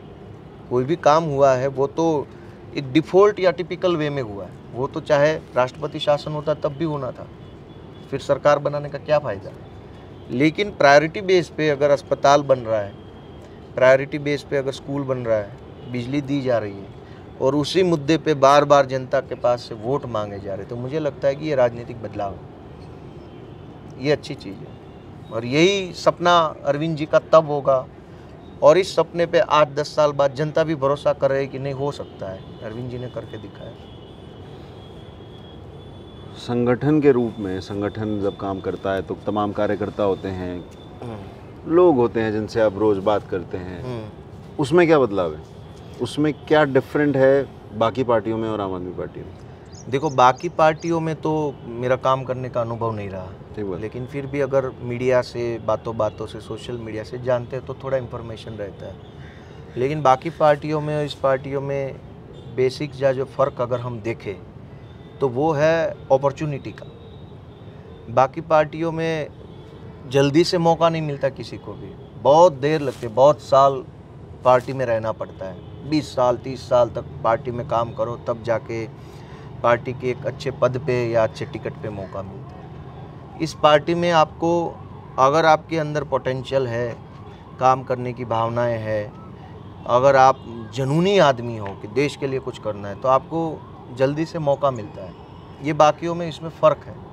जिससे बाकी पार्टी में क्या होता है कि आदमी 40-50 साल का भी हो जाए, युवा मोर्चा में रहता है। जैसे राहुल गांधी जी हमारे युवा हैं, अगर वो गांव में, अगर वो किसान में, खेत में काम कर रहे होते तो आज वो मतलब बुज़ुर्ग हो चुके होते, इतनी उम्र तो है, लेकिन अभी भी वो युवा हैं। हम तो बाकी पार्टियों में ये है कि 30-35 साल का जो आदमी है वो युवा मोर्चा में काम कर रहा है। मतलब बाकी पार्टी इन जनरल ये मान रहे कि जब तक आप 50 साल के नहीं होते तब तक आप मेन स्ट्रीम पॉलिटिक्स के लायक नहीं है, वो इनका मानना होगा। सही बात। हमारे यहाँ अलग ये है कि मैं तो सिर्फ 33 साल का आदमी हूँ, मेन स्ट्रीम छोड़िए, मैं पार्टी का स्टेट का चीफ हूँ, बनाया मुझे अरविंद जी ने। तो हमारी पार्टी ये मानती है कि आदमी की उम्र से उसका वो तय नहीं होगा कि मेन स्ट्रीम काम करेगा नहीं करेगा। आदमी की कैपेसिटी क्या है, अंडरस्टैंडिंग क्या है, पॉलिटिकल विलिंगनेस क्या है, उससे तय होगा कि वो यूथ में रहेगा या मेन में रहेगा। बाकी को उम्र के हिसाब से हो रहा है, चाहे कितना पोटेंशियल है, आप यूथ में रहोगे 35, 38, 40 साल तक आप युवा मोर्चा के महामंत्री बन के घूम रहे हो, क्या फ़ायदा है? पूरी जवानी अगर आपको युवा मोर्चे में ही निकालनी है, फिर बदल गई राजनीति। तो दूसरी पार्टियों में इसमें ये अलग है। पिछली बार जब मैं आपसे सूरत में मिला था तो भाभी साथ थी। हाँ। जब आप कितना टाइम बिता पाते हो परिवार के साथ, क्या बातचीत होती है, कैसा रहता है घर पे बिताया गया समय? घर पे तो समझ लीजिए समय जाता ही नहीं है, घर पे मैं जा ही नहीं पाता हूँ, समय ही नहीं रहता है। अभी मेरी प्राइम रिस्पॉन्सिबिलिटी है पार्टी में और चुनाव का अभी दौर चल रहा है, तो इतना वक्त नहीं मिलता है कि घर पे जाऊँ बैठ के कुछ अच्छी बातें कर लूँ, तो ज़्यादा बात नहीं होती है अभी तो। और वो भी बड़ी अच्छी है, काफ़ी सपोर्ट करती है मुझे हर चीज़ में, बोली कि ठीक है आप अगर समाज के लिए देश के लिए अच्छा काम कर रहे हो तो मैं भी थोड़ा बहुत एडजस्ट कर लूँगी। तो वो थोड़ा नहीं, वो तो बहुत ज़्यादा एडजस्ट कर रही है, तो वो भी स्ट्रगल कर रही है मेरे साथ साथ, मैं यहाँ स्ट्रगल कर रहा हूँ और वो अकेली घर पे स्ट्रगल कर रही है। बोले नई शादी हुई है, 2 साल ही हुए हमारे तो सबका मन होता है कि साथ में घूमना फिरना, बातें करना, मूवी देखना। अब लास्ट कब गए थे किसी मूवी पे? लास्ट तो गए ही नहीं है, कभी नहीं गए? कभी नहीं। 2 साल में कोई मूवी नहीं दिखाई? नहीं देखा।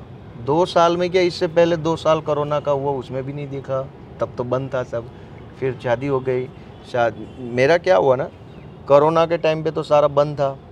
कोरोना में जैसे 2020 में शादी हुई? मेरी 20 में शादी हुई, तो जैसे लॉकडाउन थोड़ा सा खुलने लगा, उसी दौरान मेरी शादी हो गई। शादी जैसे ही शादी हुई उसी दिनों में, शादी से लगभग 10 दिन पहले मेरे ख्याल से मैं पार्टी में शामिल हुआ। जैसे शादी हुई इधर पार्टी का काम स्टार्ट हुआ और तब से लेकर आज तक फिर पार्टी के काम में लगा हूँ। तो इस 2 साल में अगर मैं कहूँ तो अगर सारे दिन को जोड़ के देखोगे, मैं 6 महीना घर पे नहीं रहूँगा। 2 साल में ऐसा टाइम नहीं आया, जाता हूँ कभी कभार, मिलते हैं, बात करते हैं। ऐसा धन्यवाद भाभी, आपका कैमरे में देख के बोलता हूँ। आप भी धन्यवाद करो भाभी का। धन्यवाद, थैंक यू सो मच। जो शादी भी तब की जब 10 दिन पहले उनको मतलब एक तरह से मालूम पड़ चुका था कि 10 दिन पहले आपने ज्वाइन कर ली थी। 10 दिन बाद ज्वाइन करी होती तो मानते कि थोड़ा इसमें गलत फहमी में शादी कर नहीं गलत फहमी नहीं, वो तो उनको पता था, मैं पॉलिटिकली नेचर का पता था। मैंने कहा था कि भाई हम तो पब्लिक लाइफ में जीना चाहते हैं, तो थोड़ा रिस्ट्रिक्शंस भी रहेगा।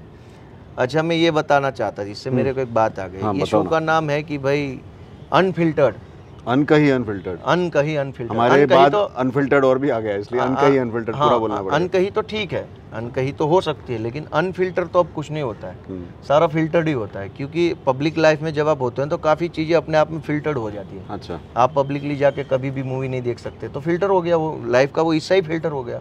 फिर आप मुझे कितना भी पूछ लोगे, मैं क्या बताऊँगा। तो ये अनफिल्टर जो है ना, वो वास्तव में फिल्टर्ड है। Life filter, life zero. आप पब्लिक लाइफ में हो, लोग आपका नाम को, आवाज़ को, चेहरे को जानते, आपकी काफ़ी सारी एक्टिविटी होता है ना, वो या तो वो सेंसर्ड हो जाती है। सही बात। मतलब आप कहीं भी कभी भी घूमते नहीं हो, कहीं रेस्टोरेंट में जाके खा नहीं सकते हो, कहीं भी कैसे भी खड़े हो करके बोल नहीं सकते, आपको कभी गाने का मन हो गया गा नहीं सकते। तो काफ़ी चीज वो तो गुनगुना लेते हैं, लेकिन मतलब मैं ये कहता हूँ कि अनफिल्टर्ड नहीं है, मतलब आदमी ही फिल्टर हो गया। हर चीज़ को सोचना पड़ता है करने से पहले। आदमी फिल्टर्ड आदमी है। अब फिल्टर्ड आदमी बोलेगा तो बात अपने आप से फिल्टर्ड हो गई है। सही बात है। तो ये तो आपका गांव ओरिजिनली भावनगर से ही रहा है? मेरा गांव भावनगर से 45 किलोमीटर दूर पड़ता है, टिम्बी नाम है, छोटा सा गांव है बिल्कुल। वहीं पर मैं पढ़ा हूँ, बड़ा हूँ, और वहीं से मेरी सारी जो समझ है वो वहीं से आई है मुझे। लेकिन गांव का होने का बहुत बड़ा फ़ायदा है। तो इतना बताओ कि युवा बहुत देखते हैं हमारे शो को, 33 साल में स्टेट लेवल पे डील करने की मैच्योरिटी, साथ साथ अरविंद जी के साथ काम करना, वो एक अलग लेवल की मैच्योरिटी, तो सजगता, मतलब उसमें तो बहुत सारा कैपेसिटी चाहिए। अरविंद जी के साथ बैठना कोई छोटी बात नहीं, छोटी बात नहीं है। तो यदि वो पूरी मैच्योरिटी आप में आई है, यदि आप उस यात्रा के बीच में भी हैं मान लेते हैं, तो कौन कौन से जीवन के ऐसे अंश रहे हैं आपको जो आप श्रेय दोगे जिसने वो मैच्योरिटी देखो दी पहले आपको? तो मैं मैच्योर नहीं हूँ। नहीं हो? कोशिश रहती है मेरी कि मैच्योर बन जाऊँ, लेकिन मैं बन नहीं पाता हूँ। तो थोड़ा अंदर से हंसी आ जाती है कि यार मैं क्यों नहीं बन पा रहा हूँ। हर वक्त मैं थोड़ा ऐसा लाइट मूड में रहता हूँ। लोग समझते हैं ये बच्चा है, तो थोड़ा मुझे भी लगता है कभी कभी मैच्योर बनना पड़ेगा, लेकिन कैसे बने, क्या तरीका है कि जैसे लोगों को जैसे आप सीरियस मुंह करके बैठ जाओ तब लगेगा मैच्योर है, नहीं, तुम काम की बात कर रहे हैं, आपकी जिम्मेदारी बहुत मैच्योर जिम्मेदारी है, बहुत बड़ा योगदान कर रहे हो आप पार्टी के लिए। हाँ। इतने बड़े, इतने क्रूशल स्टेट का प्रेसिडेंट 33 साल का है। हो सकता है कि नरेंद्र भाई और शाह साहब बैठ के सोचते हैं अरे 33 साल का लड़का हमें मैं कैसे मेरा challenge करेगा? बताऊँ, आपने बोला मैच्योरिटी कहाँ से आती है। अरविंद जी के साथ में जैसे दौरा होता है मैं दिखता हूँ। अरविंद जी जैसे देश के सबसे जाने माने लोकप्रिय नेता के साथ में बैठना, वो तो पब्लिक में जो दिख रहा है उसके साथ काम करना, उनके विचारों को आगे बढ़ाना, पार्टी को आगे बढ़ाना, मतलब बड़ा मुश्किल काम तो नहीं है लेकिन आसान भी नहीं है। तो मैच्योरिटी कहाँ से आती है? मैच्योरिटी आती है आदमी की खुद के स्ट्रगल से। ये कहीं वीडियो देखने से, मोटिवेशनल वीडियो देखने से नहीं आती है, या कोई किताब इसी अच्छी अच्छी पढ़ लो, किसी का जीवन संघर्ष देख लो, इससे मोटा मोटा आइडिया आता है। लेकिन आपके अंदर का कैरेक्टर जो बनता है वो तो खुद के स्ट्रगल से ही बनेगा। तो मेरा जो पूरा जो जीवन रहा है वो स्ट्रगल से पूरा भरा हुआ रहा है। वैसे कहीं मैंने सुना था कि किसी एक आदमी को पूछा गया कि आप मुझे ठीक से याद नहीं आ रहा है, हाँ बात ये थी, किसी ने कहा कि भाई मैं पहले बहुत गरीब था, फिर मैंने ये किया, फिर वो किया। तो सामने वाले ने कहा भाई ये देश ही गरीबों का है, तो डिफ़ॉल्ट रूप से आप पहले गरीब ही हो गए, इसमें बताने की ज़रूरत नहीं है कि आप गरीब थे। तो मेरा भी यही हाल है। मैं अलग से ये नहीं कह रहा हूँ कि मैंने बहुत संघर्ष किया, देश ही संघर्ष का है, यहाँ हर आदमी को संघर्ष करना पड़ता है। हालात ऐसे हैं, सामाजिक संरचना ऐसी है, सरकारें ऐसी है, राजनीति ऐसी है कि हर आदमी को स्ट्रगल करना पड़ रहा है। जो राजभवन में पैदा नहीं हो रहा है उसको तो स्ट्रगल तो मैंने भी किया है, लेकिन इसमें क्या है कि गांव में जब आप रहते हो तो आपका स्ट्रगल शहर से थोड़ा ज़्यादा बढ़ जाता है। आपको पढ़ने के लिए स्ट्रगल करना है, समाज के अंदर आपको एडजस्ट होने में आपको स्ट्रगल करना पड़ता है, फिर आपको अगर कोई धंधा रोजगार चाहिए या खुद का करना है तब स्ट्रगल करना पड़ता है। इन सारे संघर्षों से 30 साल लगे मुझे। मेरे पिताजी नहीं हैं और इसमें भी बीजेपी वालों ने बहुत कीचड़ उछाला मेरे ऊपर, आगे भी उछालेंगे, जब मेरा नॉमिनेशन होगा चुनाव में तब लेके आएंगे। क्योंकि 30 साल पहले जब मैं छोटा हुआ करता था तब मेरी माँ और पिताजी का डाइवोर्स हो गया है। इतने साल हो गए, अब 30 साल हो गए। उस टाइम पे जो भी रहा होगा अब वो तो पब्लिक मैटर है नहीं। 30 साल मतलब अलग हुए 30 साल हो गए, सब ने अपनी अपनी ज़िंदगी आगे बढ़ा ली है। 30 साल कोई छोटा टाइम नहीं है। तो आज जो मेरे फादर जो है जिससे 30 साल से सारा मतलब कनेक्शन ही नहीं रहा है, वो जिस ज़िंदगी जो जी रहे, वो जो काम कर रहे, उसको लेकर के मुझे क्रिटिसाइज़ कर रहे कि ये अपने बाप का ध्यान नहीं रखता है और आ गया राजनीति करने में। भाई आप देख लीजिए, अब जब डाइवोर्स हो गया है और वो फैसला लेने वाला मैं तो था नहीं, डाइवोर्स होगा नहीं होगा वो तो मेरे नाना जी थे, फादर साहब हो गए, मदर होगी और बुज़ुर्ग लोग हो गए, सब ने मिल करके जो भी ठीक लगा होगा वो किया होगा, इसमें मेरा क्या दोष है। आज अगर मैं राजनीति में आया हूँ, आज अगर मैं थोड़ा बहुत सक्सेस हो रहा हूँ, तब आप मुझे रोकने के लिए आप उस चीज़ को लाओगे जो 30 साल पहले ख़त्म हो चुकी है, तो ये तो गलत गंदी बात है।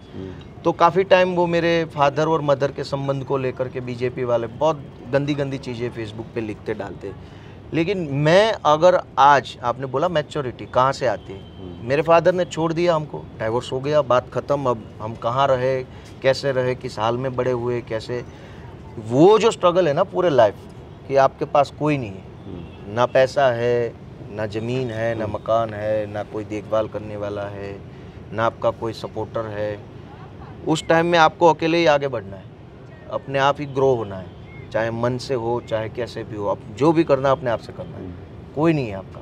तो मैं वो पूरी ज़िंदगी जीते जीते यहाँ पहुँचा हूँ। कितने भाई हो आप लोग? मेरा एक छोटा भाई है, मेरे से 2 बड़ी बहनें हैं, टोटल 4 भाई बहन हैं। सारे साथ में रहे, अकेले ही सारे बड़े हुए, जो भी किया अकेले किया, इसमें किसी का कोई प्रकार का सहयोग नहीं रहा। मेरी माँ ने मुझे बहुत अच्छे से परवरिश किया, वो बेचारी गांव की है और अकेले अकेले उसने भी अपना सारा जीवन बिताया। तो ये जो स्ट्रगल है ना अकेले बड़े होने का, उससे सारी अंडरस्टैंडिंग आ जाती है। कोई एक इंसिडेंट जो आप बताना चाहो अपने बचपन के स्ट्रगल का? बचपन में देखो, अब स्ट्रगल तो इतना सारा स्ट्रगल है। मुझे लगता है अगर आज की तारीख में, पहले ना ये होता था कि कोई आदमी के स्ट्रगल जो होता ना, उसको बताना भी एक अच्छी बात हुआ करती थी, उसको सुनना समझना भी एक मोटिवेशन टाइप हुआ करता था। लेकिन जब से प्रधानमंत्री जी ने अपने स्ट्रगल की फेक स्टोरियाँ दुनिया को बताने का चालू कर दिया ना, फिर अंदर से हंसी आती है, यार क्या मैं बताऊँ, लोग समझेंगे कि ये भी मोदी के टाइप कर रहा है। नहीं वो ठीक है, नहीं वो नहीं लगता है, अंदर से हाँ, दर्द दुख होता है। अगर मैं मेरा जेन्युइन स्ट्रगल बताना भी चाहता हूँ तो मुझे दुख लगता है कई लोग मेरे ऊपर हंस ना दे, क्योंकि वो बोलते हैं मैंने ये किया वो किया कुछ नहीं है, ना आज किया ना तब किया है। बताते ऐसे फिरते जैसे पूरा देश का स्ट्रगल इस एक ही आदमी ने कर लिया। तो थोड़ा दुख लगता है, ऐसा लगता है कैसे बताए अपना। चलो कोई नहीं, कोई भी इंसिडेंट बता दो, कोई ऐसी चीज़ जो आपको आज तक याद रह गई हो बचपन की। वैसे तो सच में बताऊँ तो स्ट्रगल करते गए, आगे बढ़ते गए। याद रखा होता तो सर पे बोझ होता, और बोझ को लेकर के मैं जीवन में कुछ नहीं कर सकता। तो जैसे भी हालात जो दिन आते गए उसको झेलते गए, जीते गए, आगे बढ़ते गए। कल का भूल गए, आज का जी लिया, फिर कल का जी लिया, आज का भूल गए। ऐसे करते करते आगे बढ़ गए। ये मैं अच्छी बात करने के लिए नहीं कह रहा हूँ, ये मैं खुद एग्जाम्पल हूँ। अगर मैं उस चीज़ को बोझ रखता सर पे कि मेरे फादर ने ये कर दिया, हाय मैं अकेले बड़ा होना पड़ा, मुझे किसी का सपोर्ट नहीं मिला, मैं पढ़ नहीं पाया, मुझे कितने काम में लगना पड़ा पढ़ाई छोड़ करके। मैं आपको बताऊँ, मैं 2006 में 12वीं क्लियर किया मैंने।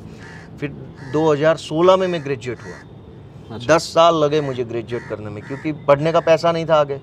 तो 12वीं ख़त्म करके मैं काम पे लग गया। पहले किसानी में लग गया, खेत में मजदूरी में, सपोर्टिंग रोल में। खुद का तो था नहीं किसी के, में किसान खेत में जाके काम किया करते थे। फिर कभी लगा कि ये काम से ज़्यादा लंबे समय तक नहीं कर सकते। फिर मैं आ गया डायमंड इंडस्ट्रीज़ में, जो गुजरात में बहुत है। फिर उसमें लगा कि नहीं होगा, फिर इधर उधर घूमते कितने काम किए। फिर जाके पुलिस की नौकरी में आया, तब थोड़ा पैसा हाथ में आया, सरकारी तनख्वाह आ गई। फिर उस पैसे से मैंने पढ़ना चालू किया 2013 में, और 16 में मैं ग्रेजुएट हुआ। यानी कि 10 साल लग गए। तो अगर मैं किसी चीज़ का बोझ लेके घूमता फिरता कि यार मैं पढ़ नहीं पाया, अरे यार मेरे पिताजी ने मुझे छोड़ दिया, अरे यार कोई मुझे रोज़गार के लिए सपोर्ट नहीं कर रहा, तो फिर मैं उस बोझ के तले दब के मर जाता, गुमनाम सी ज़िंदगी जी लेता। तो ऐसी कोई चीज़ याद नहीं रखी है, बस एक ही चीज़ याद रखी है कि आगे बढ़ते रहना है, चाहे कुछ भी हो जाए। दुख आता है तो आएगा, चला जाएगा, आगे बढ़ते रहिए। पार्टी के अंदर भी काफ़ी ऐसी चीज़ें होती है जिसमें आपको दुख लगता है। जैसे काफ़ी चीज़ें होती है ना, कोई आदमी बेवजह आपके ऊपर इल्ज़ाम लगा देता है पार्टी के अंदर से, बोलता है कि इसने ख़राब काम किया। अब हम तो कानून में एक शब्द है डिस्क्रेशन, जिसको गुजराती में बोलते हैं शुद्ध बुद्धि। तो जब आप एक पोजीशन पे रहते हो ना, तब आप डिस्क्रेशन से फैसले लेते हैं, बायस नहीं होते। मैं भी नहीं हूँ। अब डिस्क्रेशन से लिया हुआ जो फैसला है, सामने वालों को लगता है कि इसने थोड़ा बायस होकर लिया है, फिर वो कुछ बोलता है, कुछ लिखता है, कुछ प्रोटेस्ट करता है, तो दुख लगता है कि नहीं यार हमने ऐसा गलत नहीं किया, आप क्यों प्रोटेस्ट कर रहे हो। लेकिन किसी भी दुख को याद नहीं रखना है, याद सिर्फ रखना है कि हम क्या विज़न लेके चल रहे हैं, क्या करना है जीवन में। तो आपने शुरुआत में मुझे पूछा कि भाई आप पुलिस में रहते हुए कैसे ऐसे लगा कि राजनीति में आ जाओगे। अब ये दो बात रिलेट हो रही है। मैं जैसे जिस स्ट्रगल से मैं गुजरा, जिसमें मेरे पिताजी नहीं है, मेरे पास ज़मीन नहीं है, कुछ भी ज़मीन बचपन से लेकर आज तक नहीं, न खुद का मकान है, तब भी नहीं था, आज भी नहीं है, कहीं नहीं है पूरे देश में। जैसे इस स्ट्रगल से गुजरते गुजरते मैं एक दिन पुलिस वाला बन गया, इससे बड़े शहर में मेरी नौकरी लग गई, एक सरकारी कोठी मिल गई, अच्छे दोस्तों के साथ घूमना फिरना हो गया। फिर धीरे धीरे से ये सोच दिमाग में आने लगी कि यार मेरा तो जीवन बन गया, चाहे मेरे साथ कुछ भी हुआ, चाहे मेरी माँ को इतना कष्ट सहना पड़ा, चाहे मुझे पढ़ने का मौका नहीं मिला, चाहे मेरे बाप ने ये कर दिया, लेकिन मैं कुछ बन गया, मैं सक्सेस हूँ, अब लाइफ में मेरा लाइफ सेटल हो गया। लेकिन हर बच्चे को ऐसा मौका नहीं मिलता है, जिसका बाप नहीं है, या जिसका बाप कमाता नहीं है, या जिसका बाप शराब जुआ खेलते रहता है पूरे दिन, बच्चों में ध्यान नहीं रखता है, हर उस लड़के को तो ऐसा मौका नहीं मिलता है।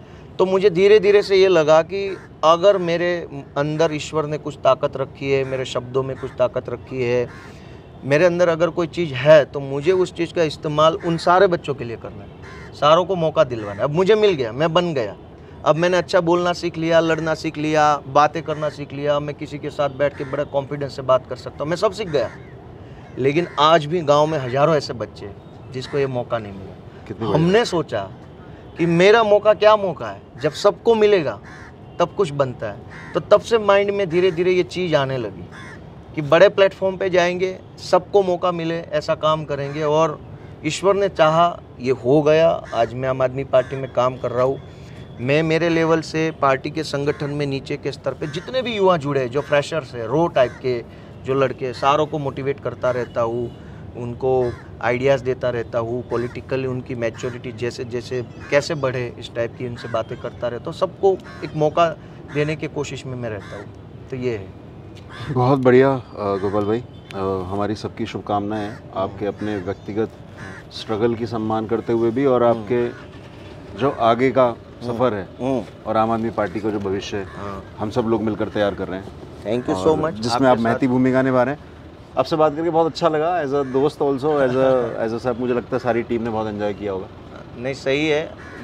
ये बात भी अच्छी है। देखो, राजनीति में हम तो यही देखते आए कि नेता के सामने जब भी सवाल रखा जाएगा, माइक रखा जाए, राजनीतिक बात ही होती रहती है। ऑफ कोर्स, ऐसा आम आदमी पार्टी में ये नया है कि आप नेता के हर पहलू को दिखाओ। वो सामाजिक रूप से कैसा है, पारिवारिक रूप से कैसा है, सोच में कैसा है, स्ट्रगल कैसा है। आज तक के राजनीति के इतिहास में कभी ये पूछा ही नहीं गया। पूछा ये गया, इस पार्टी ने ये बोल दिया, उस पार्टी ने ये बोल दिया, इस नेता ने ये स्टेटमेंट दे दिया। आपका मतलब सारा दिन यही चक्कर रहता है राजनीति का। आप नेता की क्वालिटी अगर जानने, किसी भी लीडर की क्वालिटी, तो आप उसको राजनीति से हट के बात कीजिए। वो उसको किस चीज़ में शौक़ है, किस चीज़ का हैबिट है, किस चीज़ में वो खेल में क्या इंटरेस्ट रखता है, वो संगीत में क्या इंटरेस्ट रखता है। इससे पता चलता है कि आदमी कितना डाइवर्स है। अदरवाइज आपने ये स्टेटमेंट दे दिया, मैंने उसके सामने ये दे दिया, वो दे दिया, वो तो चलता रहता है। इसमें क्या नया, इसमें कौन सा नया आइडिया चाहिए? आपके स्टेटमेंट को काउंटर करने के लिए मुझे कोई आइडिया नहीं चाहिए, लेकिन एक अच्छी बात को एक्सप्रेस करने के लिए मुझे काफ़ी विचार और कंटेंट चाहिए। बिल्कुल, तो ये अच्छी बात है कि आप पॉलिटिक्स के हट के बात कर रहे हैं। लोगों को जानने मिलेगा कि जिनको वो लीडर मानने जा रहे हैं वो कैसा है, तब पता चलता है कि इनको सपोर्ट करे ना करे। और लोगों को ये भी पता चलना चाहिए कि अहमदाबाद म्युनिसिपल कॉर्पोरेशन का ट्रक पिछले 15 मिनट से हमारी कॉन्वर्सेशन खत्म होने की वेट कर रहा है। वेट कर रहा है। अच्छे लोग हैं, सारे इंतजार कर रहे हैं कि कब आम आदमी पार्टी की सरकार है। इसी इंतजार में खड़े इसी इंतजार में खड़ी है म्युनिसिपल कॉर्पोरेशन भी। चाहे उनको 15 मिनट रुकना पड़े, लेकिन सरकार अच्छी बननी चाहिए, वो इसी इंतजार में। Thank you so much. Thank you. Thank you.